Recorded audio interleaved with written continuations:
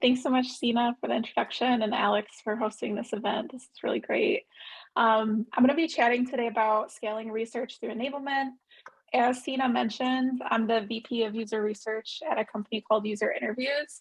If you want to connect with me, feel free at Roberta Learns. I'm on Twitter. We can connect on LinkedIn as well. For those that are unfamiliar with user interviews, we're actually the fastest way to find research participants for any type of study that you're looking to conduct. We have a panel of over 850,000 participants that you can tap into when you're conducting your studies. We also have our Research Hub product, and it takes all of the really painful work out of research. So everything like informed consent, scheduling, sending incentives as a follow-up after a study, we make it just so much easier to do research with your own customers. If you have any questions, you can always reach out and I'd be happy to chat with you about it. Today, I'm going to be chatting about research enablement and why you should bother with research enablement in the first place. At the end of the day, it's really the goal is better insights and having a bigger impact inside of your organization and with your team. I'm going to talk about like the growing trend of research enablement or democratization, and then also give you some tips on how you might determine whether it's best for you and your team. So we'll go ahead and dive in. For those that haven't heard it before, research democratization is really not a new idea.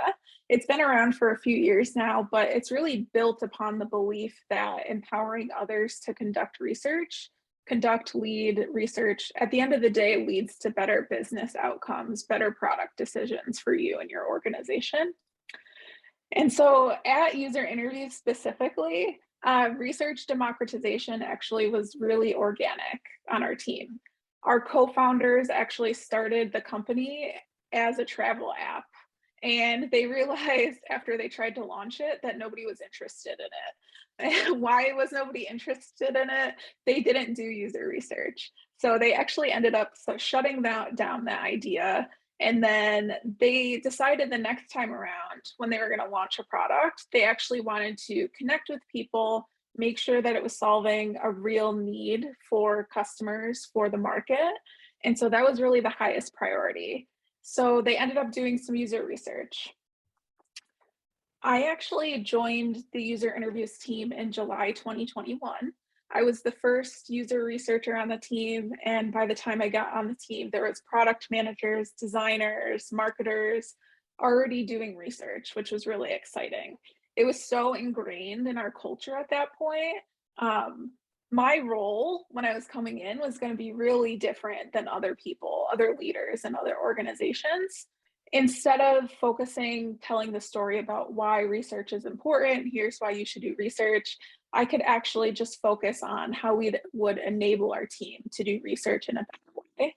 So I often found myself thinking about like, how might we create better systems, infrastructure, tooling around research?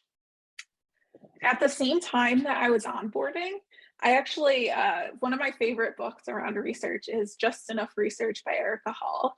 If you haven't read it, I highly recommend it.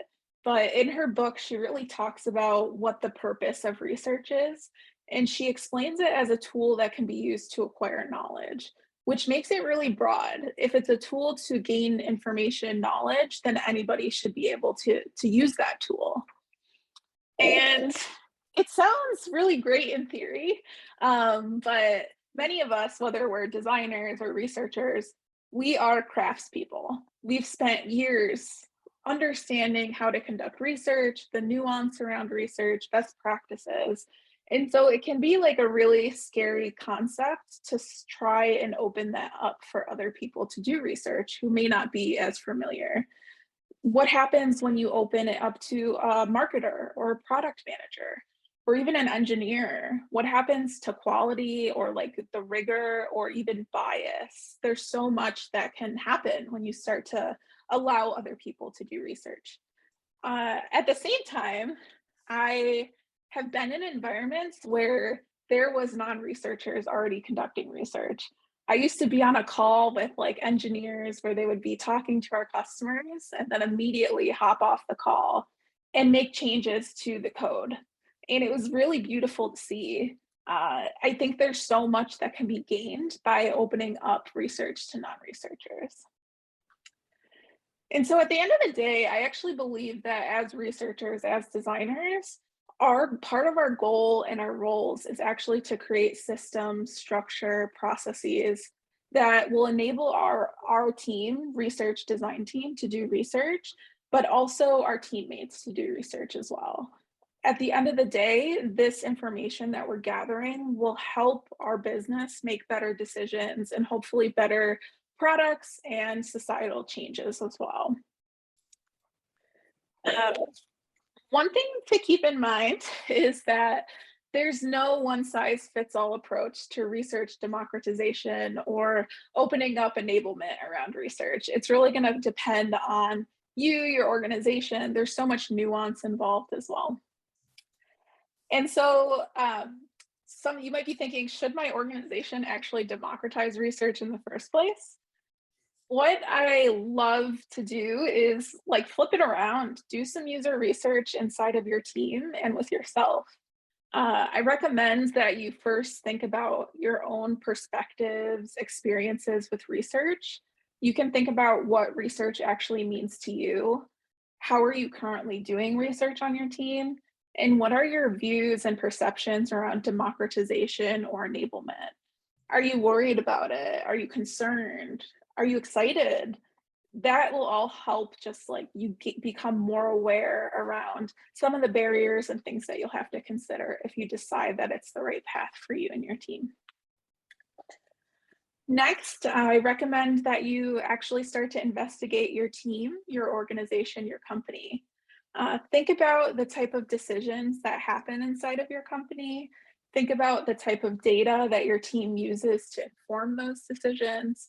Do they use qualitative data? Is it more quantitative? So, like numbers heavy? Is there a particular level of evidence or rigor that your team needs in order to make decisions? And then also think about just the demand for research. Are people really excited about research? Are they skeptical? And then also think about what could go right if you start to train and enable other people to do research. And think about what could go wrong too. If you end up deciding that democratization is right for you and your team, you'll next need to think about whether you have the right tools, training, education to set your team and yourself up for success. If you decide that, there's a few questions that you can think about. I'll often think about what's the level of like knowledge, skills, and abilities of my team when it comes to research. I'll also do a little bit of like a needs assessment too, where I'll say, what do I want my team members to know, do, and feel when it comes to research? And that helps to inform the type of training or education that I create for them.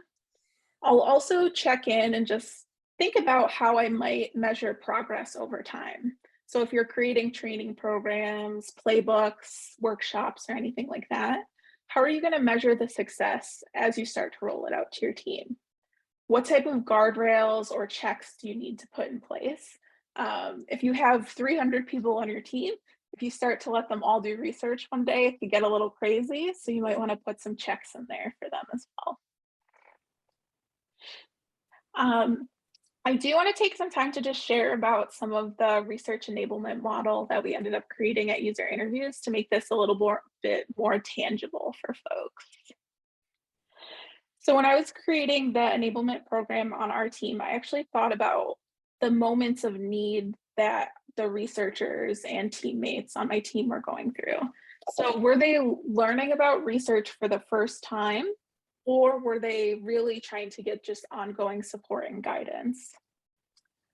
For researchers or non-researchers who are learning about research for the first time, I do something called a fireside chat, which is like a conversation with researchers. I also offer workshops around Research 101, and we have like best practice playbooks, templates. On the other side, if somebody's already familiar with research, we have things like an office hour and research hotline. And I'll dive deeper into each one of these so you can get an idea of what they look like. So if someone's learning about research for the first time, I'm really focused on what is their understanding around research? What is their conceptual understanding? Do they know what research even is, or is it going to be this new concept that they have no idea about? So one of the offerings that we do is called a fireside chat. This is me here. Usually I'll facilitate this once a month. These are actually live interviews that I do. Everyone on the team is invited, and I will invite a customer into our fireside chat. And I'll just ask them about like, what's your work life like? What's your biggest challenge at your role? It's like a live interview that I do with them in front of the rest of the team. And then I also open it up to some of our team to ask researchers questions directly as well.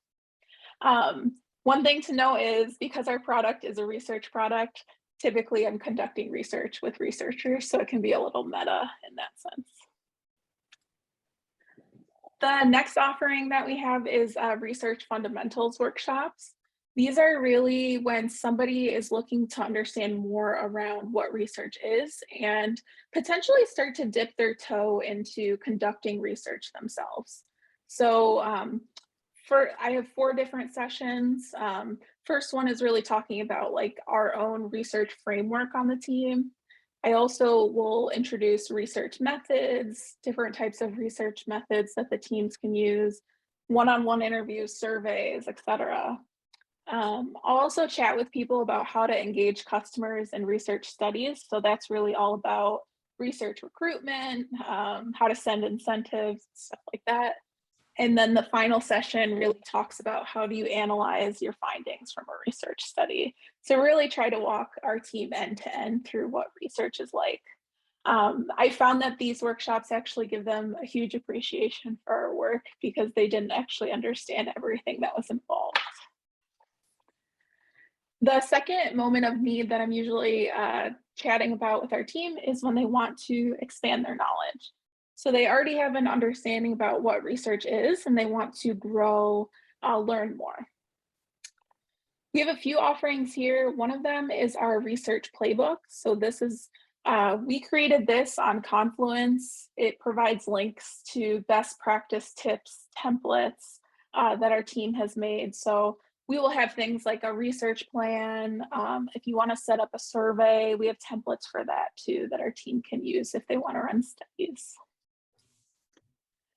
And then the final moment of need that we support is ongoing support and guidance. So if they've learned about research, they have our templates, they want to now start to apply what they're learning, maybe conduct their own studies.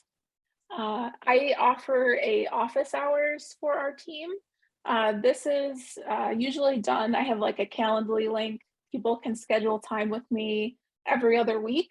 And they can come with any question that they have. It could be research related, it could be about a specific study or customer. And our team really loves it to just drop in and chat about research.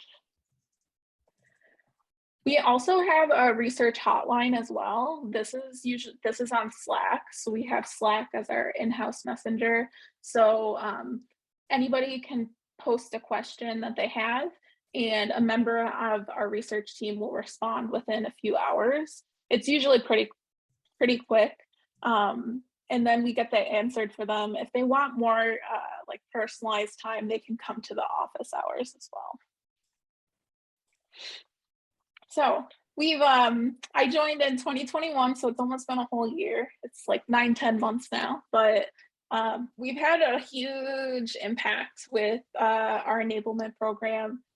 By training our product managers, designers, marketers to do research, it's actually opened up our team, the research team, to focus on more strategic research. Our entire team is really like so much more confident around research, so much more appreciative, excited. Research is being conducted, applied, and actually used to inform decisions across the company, which is really exciting.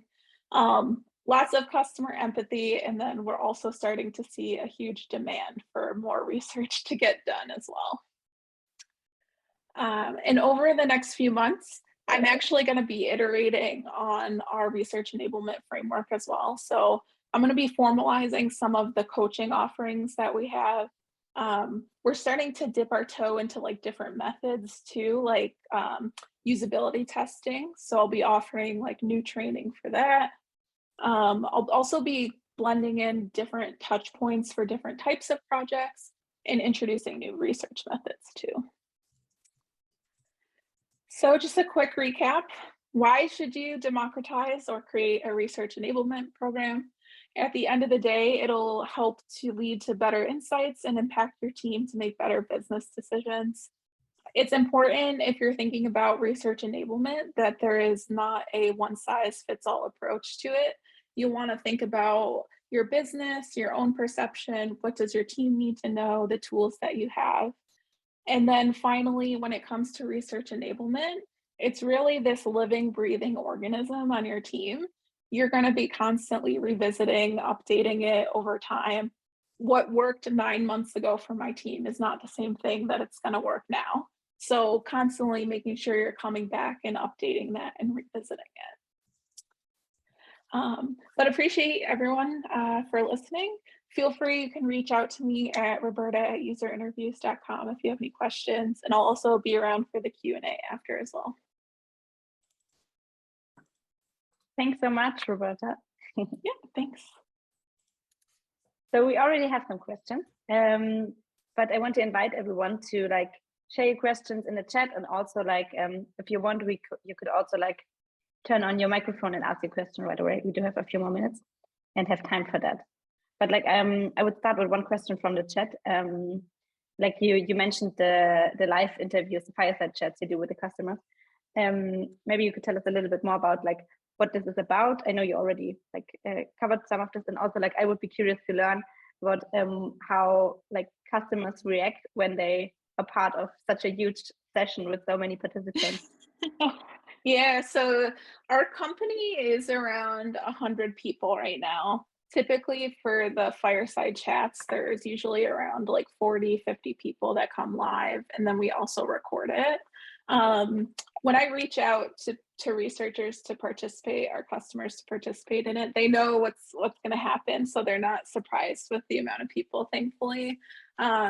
But usually it's very open-ended. It's similar to like a discovery interview or a customer interview. I'll put together like prompts of just high-level questions. For instance, like, what brought you to being a user researcher? Tell me about your career path. And then I'll ask questions like, what's a day in the life like? What's your biggest challenge? And it flows from there in conversation. I often tell my team that it's like my Oprah moment. If you ever watch like Oprah Winfrey when she's interviewing people. So it's pretty open-ended, and then it helps a lot with morale for the team. Marketers, product managers on our team will watch the interviews, they'll ask questions, and they have a lot of aha moments like, oh, I never knew research in an agency environment was like that before, or oh, I never thought about it that way. Because often as someone who's running the research team, I have a lot of perspectives or things that I hear, but it's so powerful for our team to hear it directly from our customers themselves. So yeah, I can imagine. Thanks so much. We have one more question about like maybe the like research democratization is a critical term or topic also in the community, and yes. You also like included as a first step that you recommend to really like think about what is your point or your view on that topic. Maybe you could like give us like one or two of those like typical critical ideas about research democratization. Yeah. Yeah. I've talked to researchers all the time who are trying to run like programs. Some of them support like 300 researchers at really large enterprises. Some of the pushback that I've heard from researchers around democratization is, what about bias? What about quality? You can't let anyone do research. I really encourage people to think about where that mindset comes from. I do think that there is a lot of there's a lot of considerations and nuance that goes to research. And so I ask people to flip and think about like what could go right. if research democratization and enablement goes right on your team will get a new appreciation for research. You'll be able to focus on more strategic work or focus on projects that is more meaningful for the research team specifically, so that you can actually tailor your craft to specific questions. I find I struggled with this a lot actually for when I was onboarding into our team. And I realized that it opened up my team's time a lot of the time to focus on real strategic research. We're in the process of training our product designers to take on things like usability testing. It doesn't mean that I'm not involved in that work, I am, but I'm more acting as a consultant rather than someone who's running the research themselves. So I'm still involved in some way. But there is definitely a lot to consider, because the more you open it up to, the more time that you have to spend coaching non-researchers around research. And that takes a lot of time. So there's a lot of trade-offs to think about. Yeah, thanks so much. Also, like our next question is related to like the time, or also like the planning, I would say. It's about when like everyone or a lot of people are involved in research or doing research, how do you like plan with about like phases of conducting research and phases of implementing what you've learned? And do you like include dedicated break periods in between to do research and then implement what you've learned from that? Or how do you plan that? Yeah, my teams, I should have mentioned this before, my team's really different in the fact that my team is centralized. So I actually report into the CEO inside of user interviews, as does our VP of product and our design management and design team. What that means is our product team actually does continuous discovery all the time. So if you've ever heard of Teresa Torres's framework, continuous discovery research, our teams their goal is to talk to one customer a week at least, and just continue that. They'll do usability testing and stuff like that. My team operates a little bit differently, where we actually will have planned cycles of research. So we kind of have a blended model in that way, where a researcher will be dedicated to the product pods and will be like consultants as they're going through the continuous discovery framework. And then we have our own research questions, our research roadmap that we're running at the same time. Most of the time when we surface insights from our team specifically, I'll work with the product leadership team and we'll talk about like, oh, is this going to get implemented this quarter? Is this related to some of the work and the priorities the teams are focused on right now? Will it come later? And then for the continuous discovery, the product manager is responsible for if they want to implement a change that they've researched themselves. So it's a little bit of a hybrid model. Yeah, got it. Cool. I think we can do one more question right now here in the session, but we do have Roberta will join one of our breakout rooms after our second input today. So if you want to chat with her in a smaller group or have more questions, there's time for that as well. So one more question right now. It's also related to like the shift of your task. If you start enabling others, like you need to do a lot of more coaching and other tasks, activities will come up. And somebody from the chat, Alessandra, asked, would you especially recommend this approach for small UX research teams, as her biggest concern is the time to prepare all this or everything that comes with that versus the time to conduct current research? Yeah, I'm going to say it's definitely going to depend on your specific company. My team right now we're a team of 3. So it's myself, I have a user researcher, and then I have a research ops team member. So we actually split up our day-to-day. So like 80% of our time, our researchers' time, is actually spent conducting her own research on strategic questions for the company. And then like 10% of her time is spent coaching and enabling people like product or designers to do research. And we actually split up the coaching between both me and her. My role right now is almost like 100% of research coaching. So not all organizations can have the ability to have like an in-house research coach. So that could help. But I think if you're thinking about it on a small team, start to experiment. You can time box your schedule and say like, I'm going to dedicate 2 hours a week to trying to train people or enabling people, and just like keep a check on that. And then also make sure that you're focusing on running the research.